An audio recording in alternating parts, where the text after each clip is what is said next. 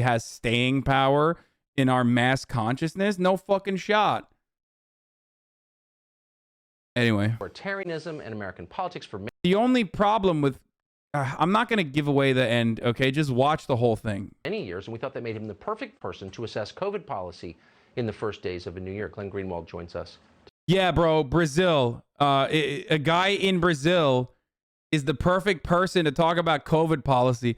Motherfucker, what's happening in Brazil? It's like the only country on this side of the fucking world that is doing just as poorly as we are. Are you kidding me? Tonight, Glenn, thanks so much for coming on. Do you think these superstitions can continue? It's really remarkable how so long into the universal availability of COVID vaccines, which we were constantly told we were supposed to celebrate and even venerate, that it was the way out of the pandemic. Everybody can get vaccines if they want. There's increasing calls for even greater repression on our lives, greater calls for vesting the state with more and more power. Why would that be? I think fear is an extremely powerful human motivator, and demagogues in government know how to stimulate it for their own power. But I also think that with social media, the more people are constantly feeding on stories about how they should be frightened, the more this fear is intensifying. And I think there's almost like an addiction, Tucker, to being protected by the state, to not having to return to normal life. There's a desire for the pandemic to continue, even though the acute dangers have long since passed as a result of numerous factors, including a less threatening variant and the availability of natural immunity and vaccines. And it's really disturbing to see how the repression is increasing even as the threat decreases. There is... Bro, the oppression is increasing. Listen, motherfucker. The government is supposed to do government things when the people are unfortunately too stupid to do the fucking smart thing for their own good, okay? That's why we have seatbelt laws.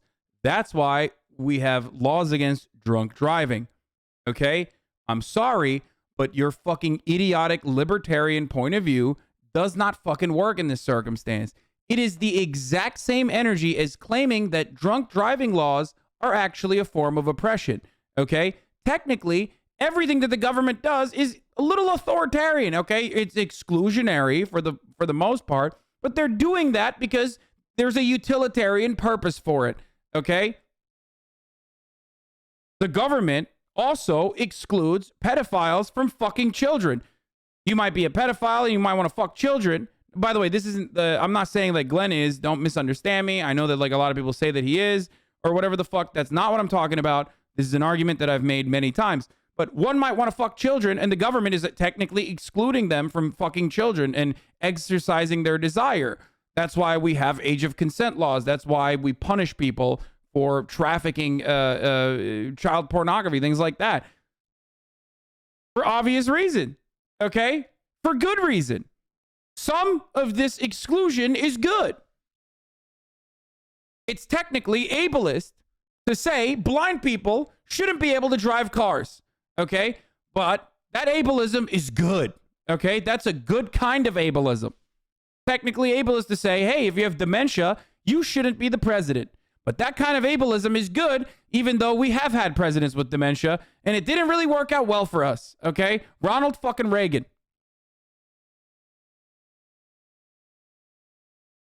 And also, for Glenn Greenwald to say that the government has increased the oppression in this circumstance at a time when the CDC very famously said, yeah, fuck it, dude. If you got COVID 5 days later, just walk out, you know, just wear a mask.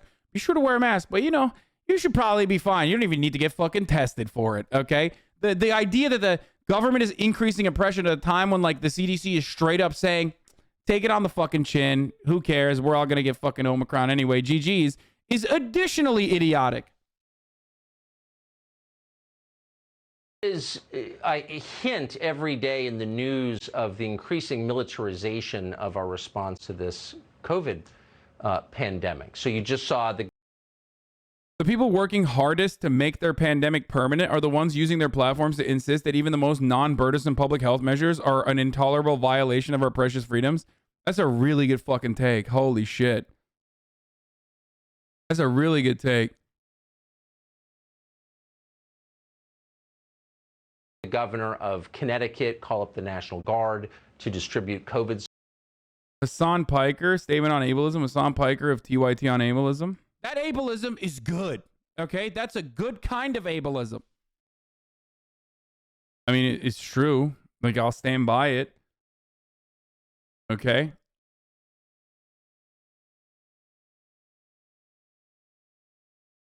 Are grifters still pushing ivermectin, or did time pass like hydroxychloroquine? No, it depends on the fucking seasoning of grift.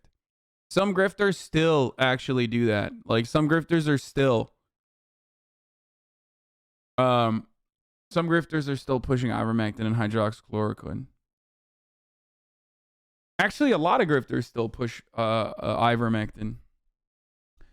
I think the difference is now we have like monoclonal antibodies and like new kinds of drugs are coming out for treatment of COVID, like the Pfizer pill.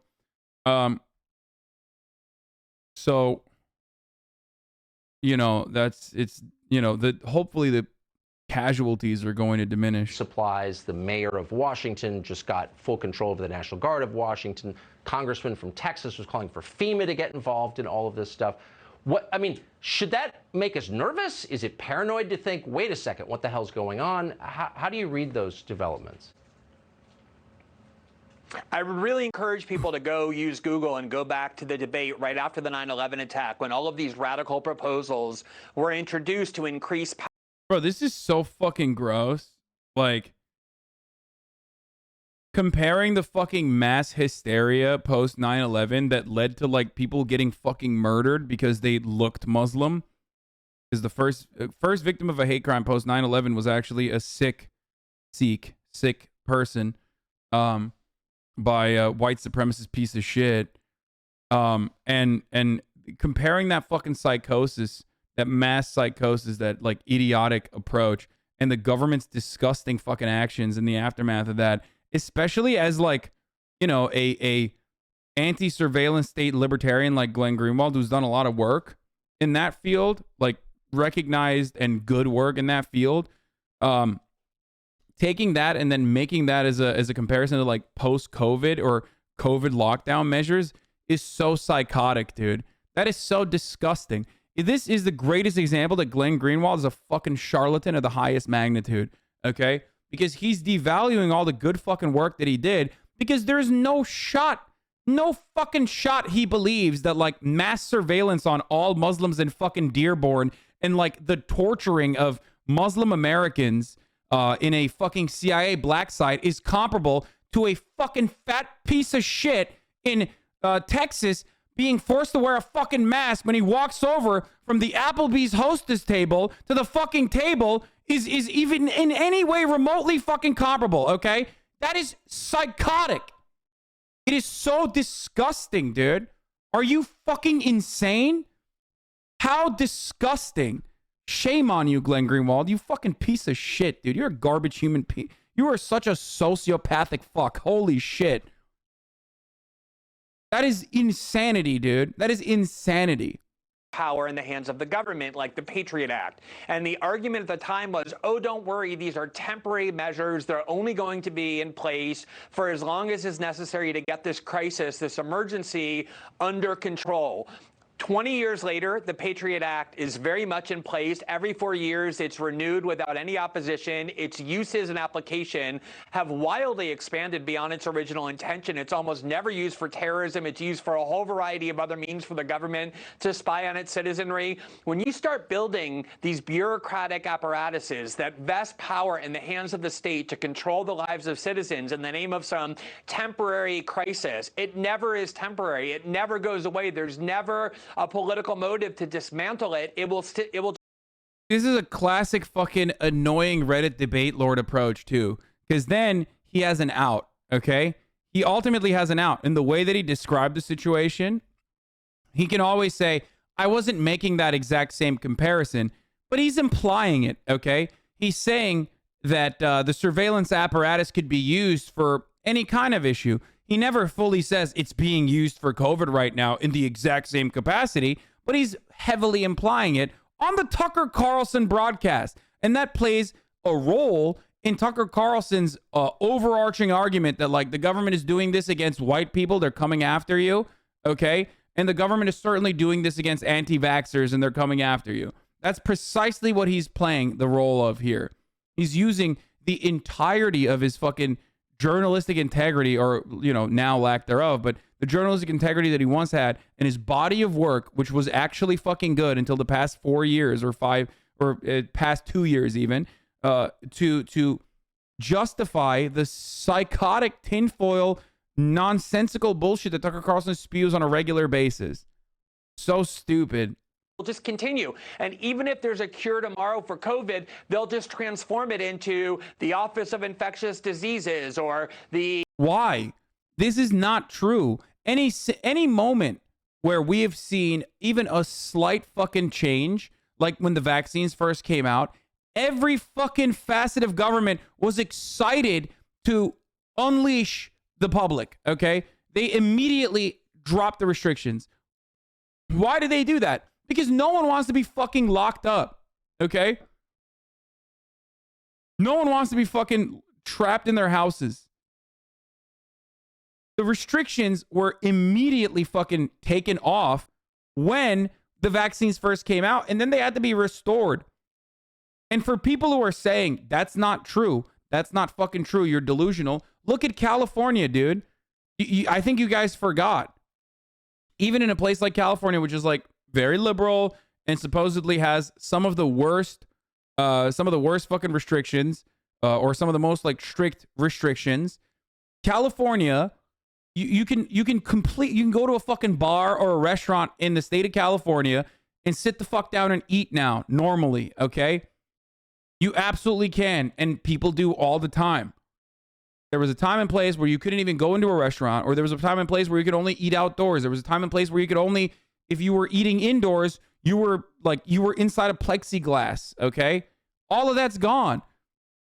The most, rigorous lockdown measure in the state of California is you have to be vaccinated if you go to a bar or a fucking club or a place of business that you frequent, okay? They ask you for your vaccine card. I'm sure people already have like fake vaccine cards and shit. Okay. And after that, you have a mask on for like a second. Okay. You have a mask on for 1 second before you sit down at your table, and then you take it off. And those, and that's not like, is that really the peak of oppression? Like, you sound like a privileged little fucking brat if you consider that to be in any way, shape, or form remotely oppressive. Okay? Like, the cheat code always is, hey, as long as you're indoors and eating, you can take your mask off, or you can pull it down. Okay? Do you think fake vaccine cards are a big deal? Yes, they are a big deal. Yes, I do think that. It's fucked up. Yes, that includes what Crotchy did as well, for the record, okay? Despite my horniness, what she did using a fake vaccine card to go to fucking a different country, that was fucked up.